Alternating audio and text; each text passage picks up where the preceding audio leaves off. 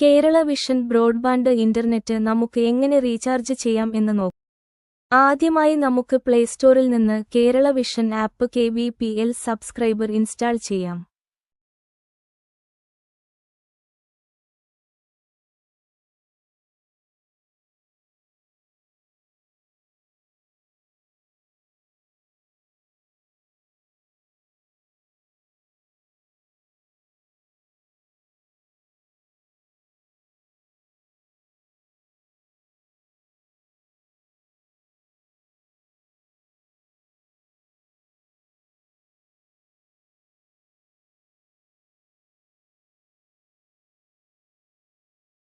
അതിനുശേഷം കേരള വിഷനിൽ രജിസ്റ്റർ ചെയ്തിട്ടുള്ള mobile number type ചെയ്യുക.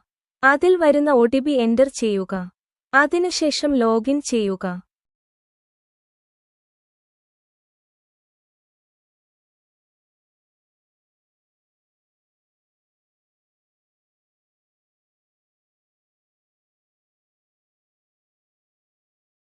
ലോഗിൻ ചെയ്തു കാണുന്ന ആദ്യത്തെ പേജിൽ നമ്മുടെ പ്ലാനിനെക്കുറിച്ചുള്ള വിവരങ്ങൾ കാണുവാൻ സാധിക്കുന്നു.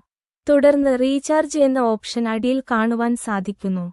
റീചാർജ് എന്ന ഓപ്ഷൻ സെലക്ട് ചെയ്യുക. തുടർന്ന് ഏത് പ്ലാൻ ആണോ റീചാർജ് ചെയ്യേണ്ടത് ആ പ്ലാൻ സെർച്ച് ബാറിൽ സെലക്ട് ചെയ്യുക.